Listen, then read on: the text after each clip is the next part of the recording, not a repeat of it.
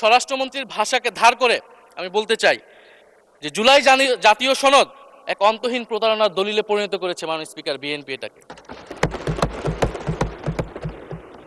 এবং ৭২-এর সংবিধানকে আওয়ামী লীগ দলীয় ইশতেহারে পরিণত করেছিল, কলুষিত করেছিল, এবং জুলাই জাতীয় সনদকে বিএনপি কলুষিত করেছে, দলীয় ইশতেহারে পরিণত করেছে মাননীয় স্পিকার। আপনি বলছেন জুলাই জাতীয় সনদ, তারপরে আপনি দেখাচ্ছেন হচ্ছে আমার দলীয় ইশতেহার, তাহলে এখানে তো কোনো ঐক্যমতের সুযোগ নাই। এরপরে আসলো গণভোট। গণভোটের আদেশ নিয়ে সমালোচনা আছে এবং এই সমালোচনা আমরাও করেছি যে রাষ্ট্রপতি এই ধরনের অর্ডার দিতে পারে কিনা। যেদিন জুলাই জাতীয় সনদ স্বাক্ষর হয় সেদিন জুলাই জাতীয় সনদের মেজর সংস্কারগুলোতেই পাশে একটা নোট লেখা হয়েছে যে কোনো রাজনৈতিক দল বা জোট তাদের নির্বাচনী ইশতেহার উল্লেখপূর্বক যদি জনগণের ম্যান্ডেট লাভ করে তাহলে তারা সেই মতো ব্যবস্থা গ্রহণ করতে পারবে। তাহলে যেই দল নির্বাচনে জয়ী হবে তারা তাদের ইশতেহার অনুযায়ী সবকিছু করবে মাননীয় স্পিকার। এটার জন্য ঐক্যমতের কোনো প্রয়োজন হয় না। আপনি যদি নির্বাচনে জিতে আপনার ইশতেহার মতোই সবকিছু করবেন তাহলে আপনার সাথে আমার কিসের ঐক্যমত, কিসের আলোচনা? এবং সেই নোটগুলো কিভাবে লেখানো হয়েছে, কিভাবে বল প্রয়োগ করে, শক্তি প্রয়োগ করে ঐক্যমত কমিশনকে চাপ দিয়ে লেখানো হয়েছে মাননীয় স্পিকার, এটা ঐক্যমত কমিশনের আমি মনে করি এখন বলার সুযোগ হয়ে এসেছে, সময় এসেছে। ফলে জুলাই জাতীয় সনদকে আমরা একসেপ্ট সেই সময় করতে পারি নাই।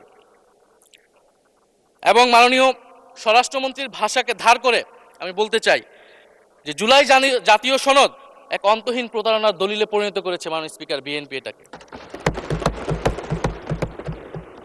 এবং ৭২-এর সংবিধানকে আওয়ামী লীগ দলীয় ইশতেহারে পরিণত করেছিল, কলুষিত করেছিল, এবং জুলাই জাতীয় সনদকে বিএনপি কলুষিত করেছে, দলীয় ইশতেহারে পরিণত করেছে মাননীয় স্পিকার।